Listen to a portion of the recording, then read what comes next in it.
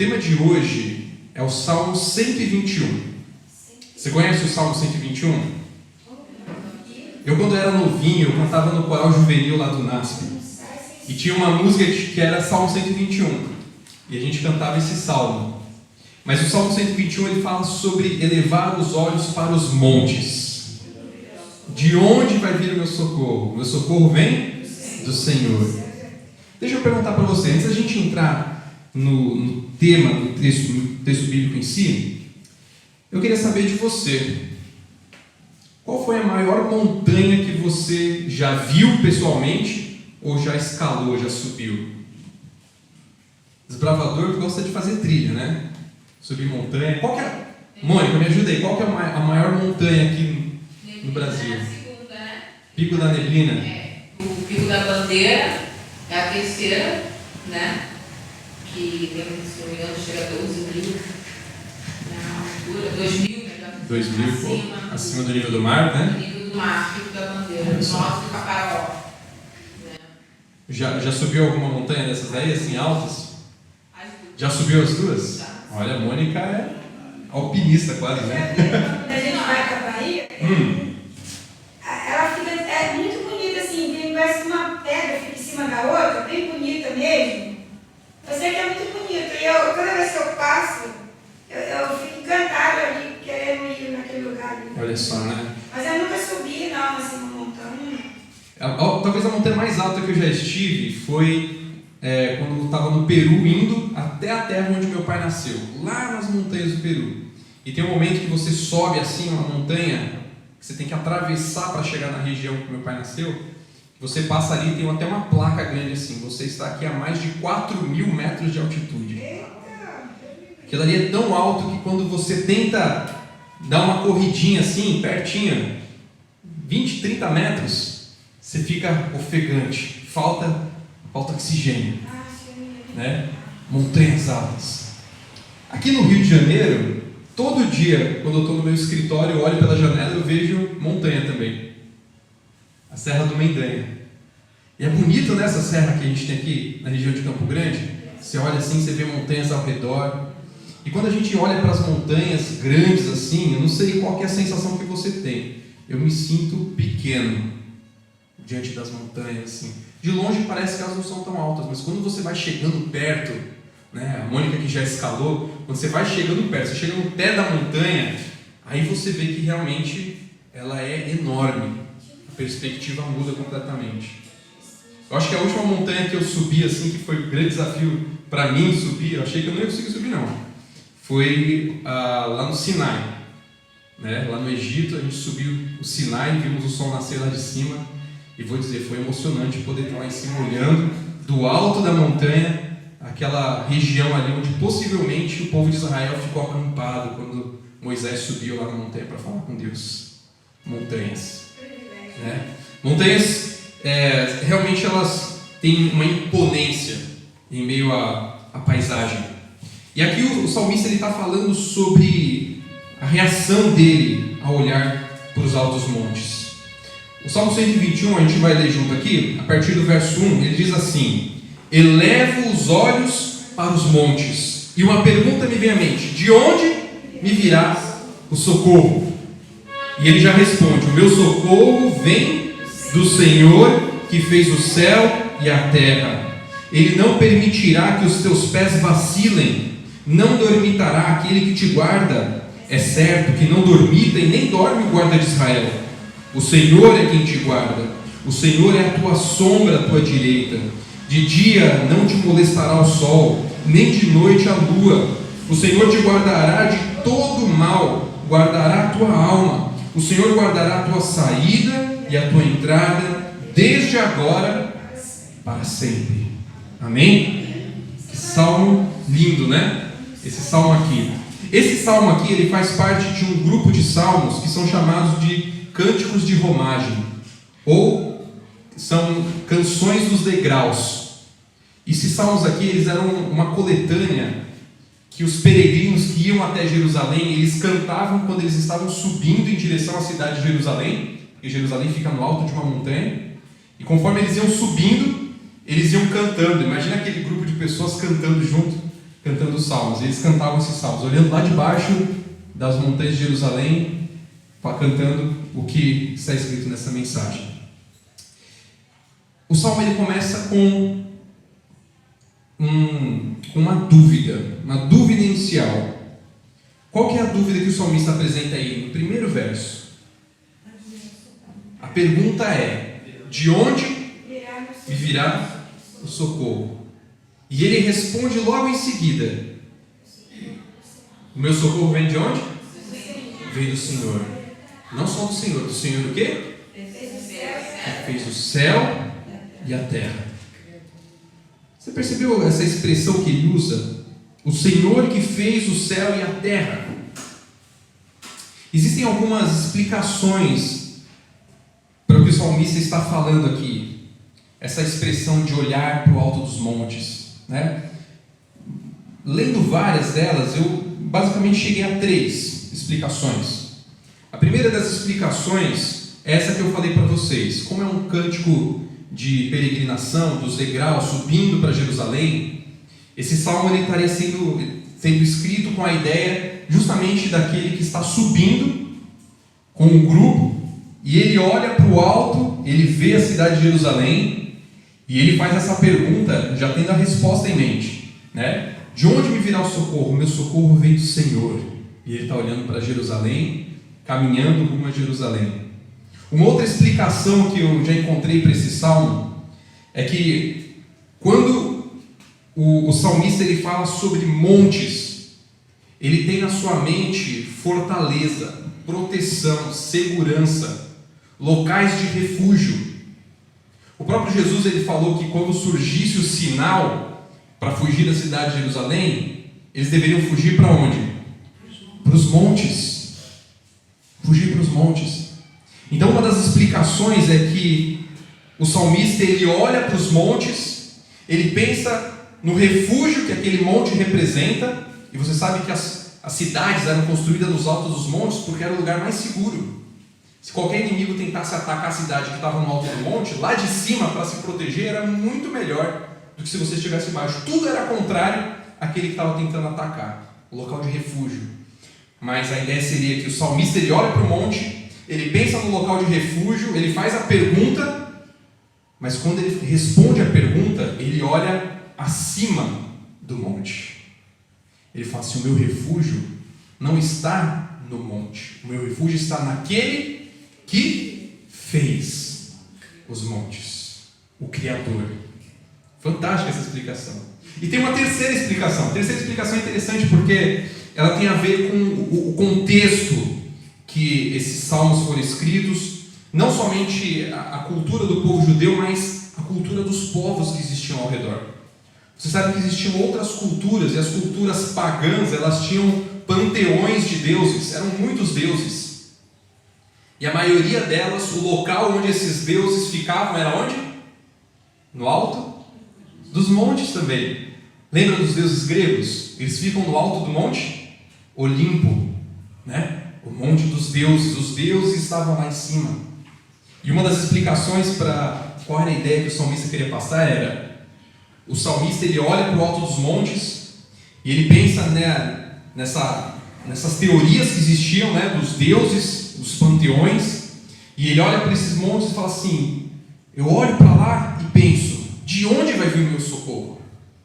Ele fala: meu socorro não vem dali, não é dessas teorias, não é dos panteões dos deuses humanos. O meu socorro ele vem do Senhor, que é um Criador, que está acima de qualquer ideia de Deus que pode ser criado por um ser humano, né?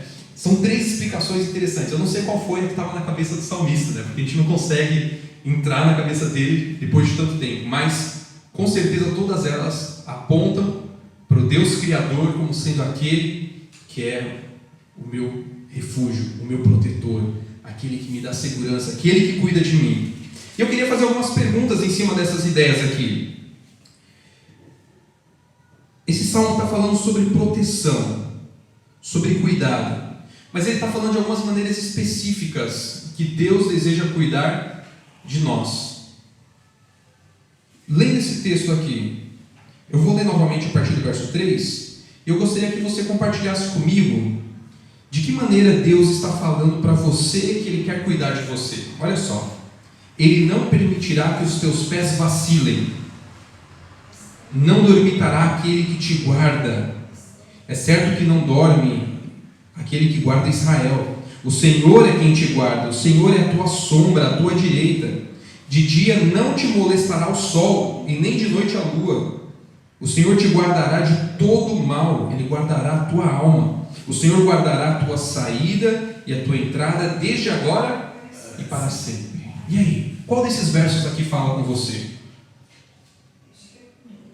Qual deles aí você entende que é Deus falando para você algo que Ele te cuida, te protege, Ele te guarda?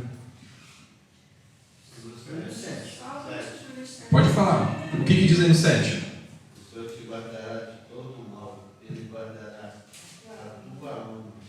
Para você, Pedro, o que quer dizer isso? Ele te guardará de todo mal. Não deixa acontecer nada. Pode.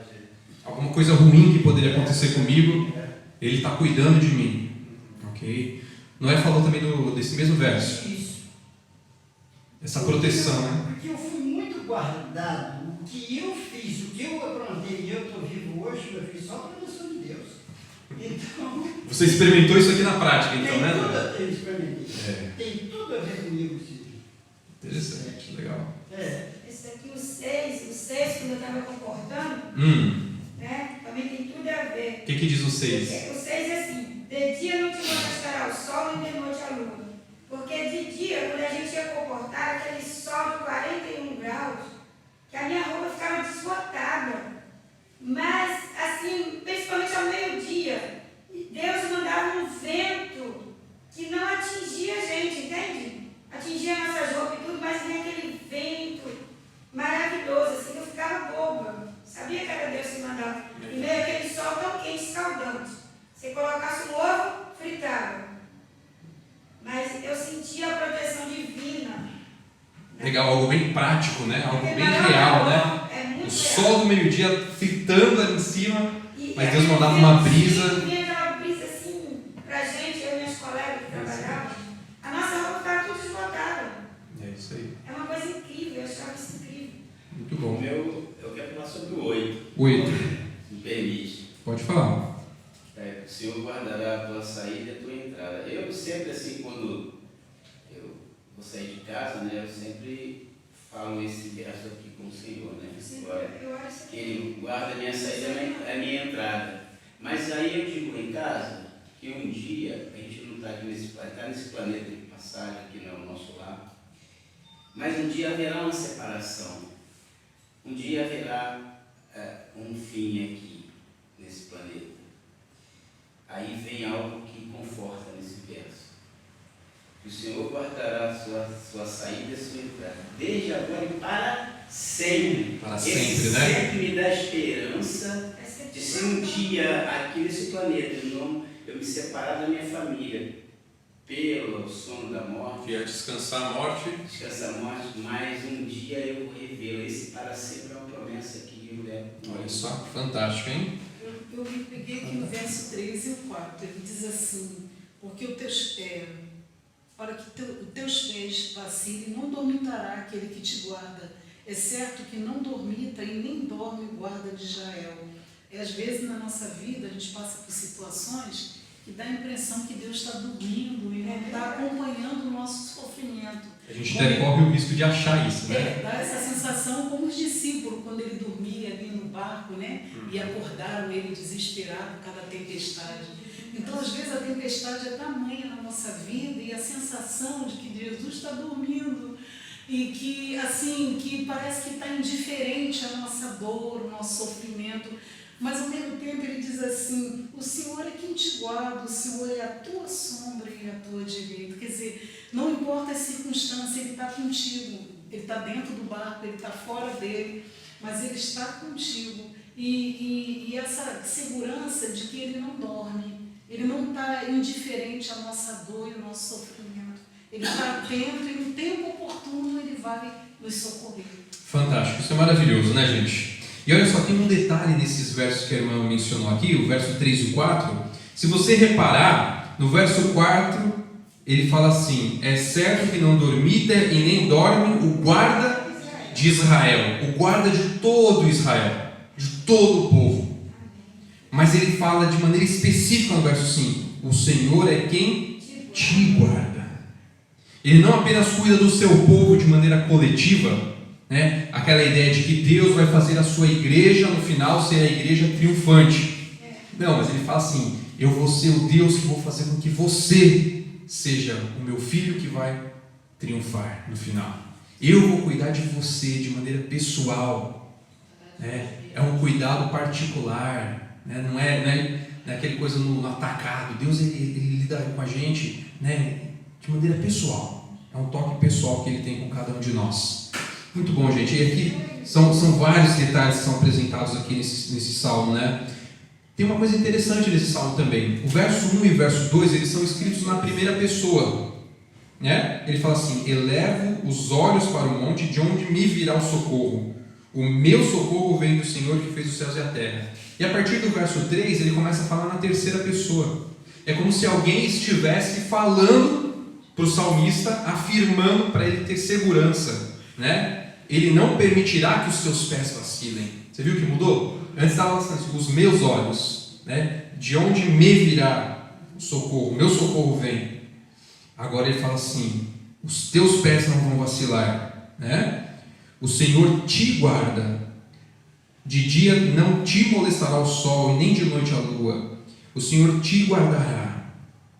Acho isso fantástico, porque em alguns momentos, quando a gente passa por vales, como a irmã mencionou aqui, no qual a gente corre o risco de achar que Deus está alheio ao que a gente está vivendo, né? Está dormindo, não está sabendo o que a gente está passando, Deus ele pode enviar pessoas para nos afirmarem: fica firme, não desanima, Ele está cuidando de você, Ele está guardando você, Ele não se esqueceu de você.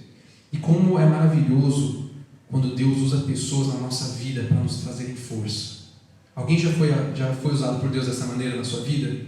Um momento que você estava desanimado e aquela pessoa vem, parece que Deus mandou ela ir naquele momento e ela fala alguma palavra que te anima.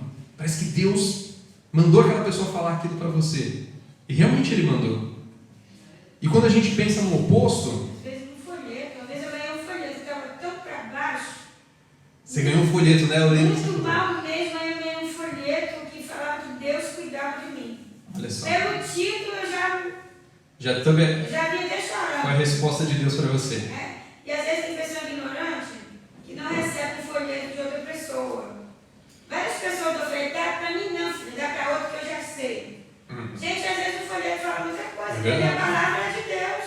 Não importa de que igreja, né? E eu queria agora inverter a situação. Agora eu queria que a gente se colocasse no lugar da terceira pessoa aqui, aquele que fala para alguém que Deus está com ele. Já pensou que privilégio é esse? De poder ser o porta-voz das boas notícias de Deus para alguém que está ali passando pelo vale da sombra e da morte, alguém que está duvidando na fé, alguém que está se sentindo abandonado por todos, inclusive por Deus. E Deus, ele às vezes ele nos incomoda a sairmos da nossa zona de conforto para falarmos uma palavra de ânimo para alguém, e às vezes a gente acaba perdendo as oportunidades. A gente não pode perder as oportunidades de ser porta-voz dessas mensagens maravilhosas que Deus tem para cada um de nós, né? Pastor, eu tenho testemunho essa semana e quero aqui em público agradecer, pastor, que eu vi o retorno para o meu filho e eu sei que Deus usou a sua disposição, a sua disponibilidade, porque um pouco antes de saber, meu filho me ligou pela manhã e ele me fez uma pergunta que me fez uma incógnita bem grande. Ele falou: mãe, a senhora avisou o Cláudio, mãe, avisou alguém da igreja? Eu disse: meu filho, por favor, será que alguém não falou com alguém da igreja? E aí eu fiquei: caramba, acho que não vai ninguém, nenhum líder espiritual, confortar aquelas pessoas que estão ali, né? E olha que o seu Paulo, ele foi mesmo envolvido, dona Juraci. E aí eu fiquei com aquela dúvida, que é uma angústia, né? E eu agradecia porque realmente fez a diferença, porque a sua presença levou a uma mensagem de conforto. Amém. Quando eu soube que você sabe presente. Você sabe que esse era o salmo preferido do seu Paulo, né? É Era o salmo preferido dele, era a passagem bíblica preferida dele. Inclusive, essa é uma das razões que eu estou pregando ela hoje aqui. Eu escolhi ela para Foi pregar usado, hoje. agradeço muito a Deus. Amém. Deus seja louvado. Vocês já perceberam que o salmista aqui, em nenhum momento ele foge da realidade de que a nossa vida é uma vida que vai passar por momentos de altos e baixos, momentos de luta, momentos de paz. O salmista ele reconhece a realidade de que existe o Deus que é o Criador, o Senhor, o Criador do céu, da terra, mas ele fala assim, que esse Deus ele vai estar com você nas provações que você passar. Ele vai estar ao seu lado, ele vai te proteger. Ele não fala que ele vai evitar que tudo isso aconteça. Ele fala que ele vai guardar você em qualquer uma dessas situações. E quando a gente observa, aqui tem algumas situações que são apresentadas. O verso 3 fala dos pés que vacilam, os pés que tropeçam, né? Os tropeços.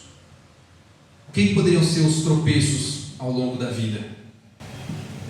É Deus nos guardar de nós mesmos também, né?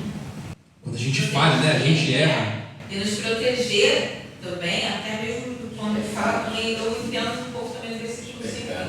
A nossa. Quando falhamos, né? Quando vacilamos, quando duvidamos, né? O quanto que é desafiador confiarmos e entregar. Alguém tropeça de propósito? Não, com certeza. Por que a gente tropeça? Desconcentrou. Pode ter sido desconcentrou, um descuido, falta de atenção, né? Aqui, ó, Pode ser algo que surgiu que não estava ali antes. Então isso daqui, a gente tropeça porque a gente está sujeito a errar. Mas aqui tem outras características que são ditas aqui, que aqui fala também no verso 6, fala sobre o sol que não vai molestar, a lua que não vai incomodar, todo o mal, né? Todas essas expressões, elas são expressões de coisas que estão fora do nosso controle, fora de nós. São situações alheias, externas a nós, mas que Deus fala que Ele vai cuidar, vai nos ajudar naqueles erros que nós podemos cometer porque somos falhos.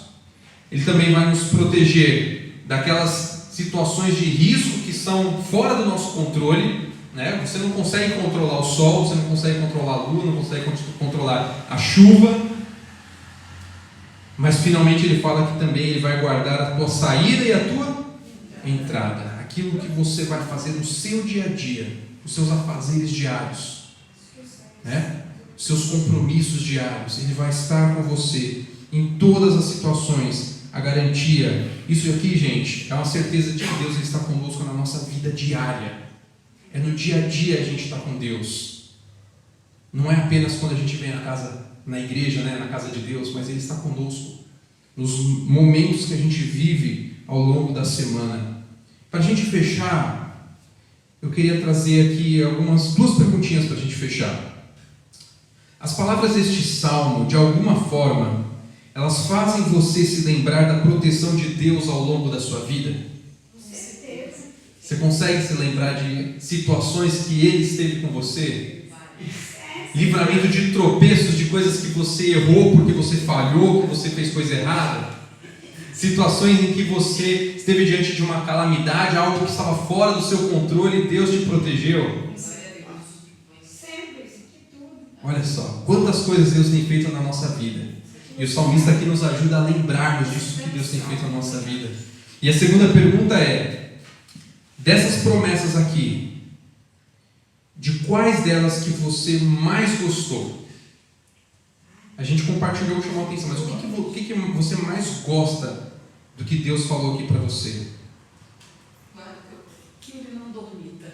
Ele não dormita. Ele está... Que Ele não dormita. Ele é Deus não onisciente, dorme. onipotente, Ele está onipresente. constantemente cuidando de nós. Que Ele guarda eu da minha própria fraqueza humana. Porque a gente dormita e vacila e tropeça. Também. Mas ele não dormita, ele está atento e quando a gente vai cair, ele nos erra. Nada sai do controle Então, dele. a questão dele não dormir, isso me dá segurança. Isso significa que Ele está no controle de tudo, né? É isso mesmo, não é? Eu fico com um 8 também, porque eu já tive cada situação de não sair vivo. e estou aqui hoje. Eu arrumei uma confusão num baile e na hora de sair, o namorado da moça veio falar comigo, eu discuti com ela, disse, se você tiver qualquer problema, se quiser, você me espera lá fora. O cara foi na favela, trouxe 6 bandidos e ficou me aguardando lá de fora. Quando eu terminei o baile, quando eu saí, ele deu esse aqui. E partiu para cima de mim. E era isso, né? Aí o chefe que foi, chegou e me abraçou. Eu, peraí, esse aqui, que amanhã ele é presunto? Não, esse aqui não. Esse aqui ninguém encosta a mão nele. Olha, isso é quem que me protegeu? Meu Deus! Mano! A saída é literal, né? Quando estava a saída do baile, Deus te guardou ali, né? Me protegeu que eu entrei bem na hora de sair, que fizeram um problema sério, mas Deus esteve ali comigo. É Deus agindo de maneira visível na nossa vida, né? Eu queria concluir agora aqui com uma sugestão. Eu não sei se você tem o costume de memorizar textos da Bíblia. Mas uma coisa que faz toda a diferença quando a gente está enfrentando momentos difíceis é justamente a gente ter memorizado promessas da palavra.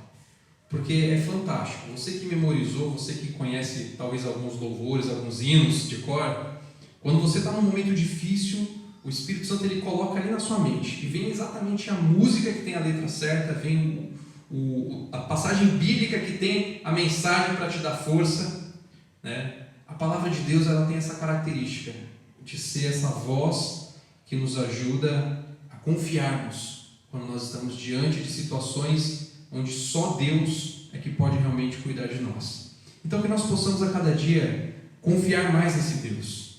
A olharmos para as coisas que aparentemente nos dão segurança, né? Hoje em dia a gente confia na segurança das grades da nossa casa, confia na segurança do nosso carro, confia na segurança da polícia. Quando a gente olhar para essa segurança que o mundo oferece, a gente possa fazer que nem o salmista, que olha além, olha mais alto e enxerga que a minha segurança ela vem do Senhor que fez o céu e a terra. É de lá que vai vir o meu socorro. Que a gente possa cada dia confiar mais nesse Deus de amor. Amém? Sim. Vamos orar? Vamos ficar em pé? Oremos. Querido bom Deus, louvado seja o Teu nome, Senhor, por esse maravilhoso salmo, que nos fala para olharmos para os montes e diante da pergunta de onde me virá o socorro, Ele nos dá a resposta certa. Meu socorro vem mais de cima, vem do Senhor que fez os céus e a terra, o Senhor que não dorme, o Senhor que está à minha direita, com a sua sombra me protegendo, o Senhor que me guarda em todos os momentos, quando eu saio, quando eu entro, o Senhor que me protege das intempéries da vida, do sol, da lua, o Senhor que me livra até mesmo da minha falha, minha fraqueza humana, que muitas vezes me levam a tropeçar. Obrigado porque nós podemos ter a certeza, Pai, pela Tua palavra, de que o Senhor está conosco em todos os momentos. Que essa certeza possa nos dar mais fé, mais esperança, nos dar mais vontade de dependermos de Ti, e assim possamos a cada dia caminhar com a certeza de que o Senhor está ao nosso lado, e possamos assim também, Pai, compartilhar dessa certeza com pessoas que também passam pelo vale da sombra e da morte, Pai. Continua conosco, abençoe esse restante de semana que temos pela frente. É o que nós pedimos, no nome de Jesus. Amém.